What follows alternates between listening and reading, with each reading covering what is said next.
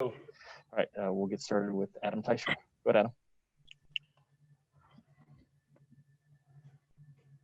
Hey, Patrick, can you take us through that final drive? You got to third down, I think, once, and a second down only twice. Did that pretty much go the way you guys planned it? And Brad, I'll have one quick follow-up.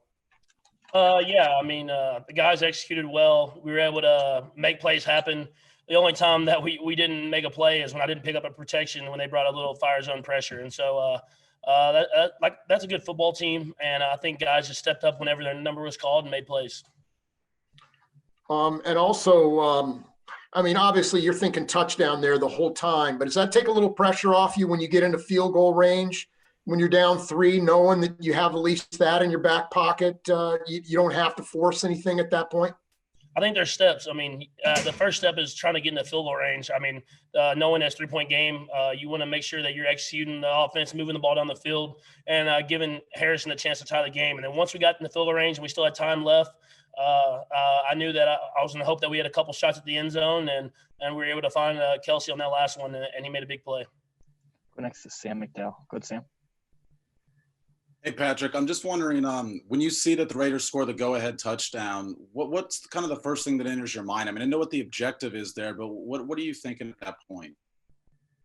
That we're going to score. I just didn't know if it was going to be overtime or we were going to win it. Go next to Pete Sweeney. Go ahead, Pete. Hey, Patrick, congratulations on the win. Beginning of last year, we had kind of joked about like McCole and not running and you being out of structure. And it sort of seems like since that moment, the entire team has adapted to you and the different things that you can do that are out of structure. Just how has that happened over the course of time? And how does it help you guys in moments like this, especially when Kelsey's adjusting to sort of where he thinks you're going with the football? Yeah, I mean, it's big time. I mean, to be able to execute the first play, and then they talk about being able to execute the second play as well. I mean, guys, when I scramble, they get to their landmarks, they get in my vision, and I try to give them chances to make plays. And it's a huge part of our offense, and it's something that we work on in the offseason. And I think we've built chemistry with bringing the same guys back year in and year out, and Beach does a good job of that, and so that we know where each other is on that football field. Go next to Herbie Teope. Go ahead, Herbie. Hey, Patrick, Travis tells us his play was called slot machine right, and as a guy who's mastered the underhand throw, how would you evaluate Kelsey's execution of that play? I thought he did a good job. I mean, he was able to sell it, get the underhand throw and that inside shoulder and give Pringle a chance. We actually had it designed to be a little tighter, and so I think if we'd have been able to get it a little tighter, we'd have got that touchdown. But it was sweet. I was even open a little bit in the flats if he wanted to sling it out there as well. Go next to Vahe Gregorian. Go ahead, Vahe. Hey, Patrick, I'm sorry if you answered this. I had something else in my ear, but I wonder if you could just try to describe your relationship with with Travis, the way that you guys seem to just have an intuitive knowledge of each other in these key moments. I know you've described it many times, but it seems like there's something really special there.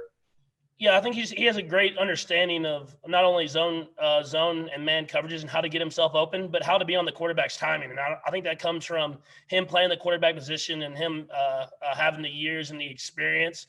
And I think you're starting to see that with guys like Tyreek as well. And so if we can just keep evolving and keep getting better and better year in and year out and game by game, we'll be a hard offense to stop. Go next to Aaron Ladd. Go ahead, Aaron. Hey, Clyde told us he felt a little more tension in the stadium this week. Be honest. I mean, you had to get this one. You wanted to beat your rival. Was there a little extra juice this week? Yeah, I mean, there was no doubt we wanted to win, and I think the guys came to play. And, I mean, like I said, that's a great football team. Teams beat a lot of good football teams, including ourselves. And we needed everything we had to win this football game. And we have a great football team coming up this next week, so we're excited for the challenge this next week and moving on to that one. Got time for a couple more. We'll go Darren and then Nate. Go ahead, Darren. Hey, Patrick, a couple of things. What was there some miscommunication between you and DeMarcus towards the end of the half where you had your interception? Because I know you all didn't cover the spread tonight for someone who worries about that. And then also, you know, more seriousness, you all had 10 penalties tonight for 89 yards, a couple of personal fouls. How do you all clean that up before your next big game next Sunday against Tampa Bay? Yeah, I mean, first off, the one with D-Rob, it was kind of a miscommunication on mine and his part. We allow a lot of freedom in this offense, and so I was thinking he was going to come back to me, but he felt the pressure of the guy on the outside, and so he brought it back inside. And so we just have to be on the same page, and we can make that completion happen, and we've done it several times before. So that's something that you work on in practice, and obviously didn't want to throw that interception at that point when we already had points on the board. And then what's your second question again? My question was about the penalties. You all had 10 penalties tonight. A couple of them were personal fouls. How do you make sure that you all clean that up so it doesn't cost you, next week's game against the Tampa Bay Bucks? Yeah, I mean, it's a fine line. I mean, you want guys to play with emotion. You want guys to play hard through the whistle. But at the same time, you can't be getting those penalties in crucial situations. And so I think Coach Reed does a good job of letting guys' personality show. And I think we hold each other accountable. And when guys get unsportsmanlike penalties and whatever that is, they hold themselves accountable, and they know they don't want to hurt the team. And so it's something that I'm gonna let guys be who they are, and they'll hold each other accountable, and we'll hold each other accountable. Last to Nate Taylor. Go ahead, Nate. Hey, Patrick, I have two questions as well. My first is, on a last-minute drive like this, do you internally speed up your mind, speed up your clock, or do you try to keep it the same or actually slow it down because the action can be so frantic? And then Brad, I'll have a second. Yeah, I think you just be who you are. I think that's the biggest thing. You just go about the process of moving the ball down the field. You have to know when you can go over the middle and take completions. You have to know when you need to try to get to the sideline. And you have to know when to take your shots and when to take the checkdowns. And so we've been put in these situations before. Coach Reed puts us in these situations at practice so that we're ready to go whenever we're presented them. And so it's a thing where I have the ultimate confidence in this offense that if we have time on that clock, we're going to find a way to score some points. And lastly, we know it feels good, honestly, when you throw the touchdown to Travis, but can you just take us through what the feeling is when the ball leaves your hand and he's that wide open?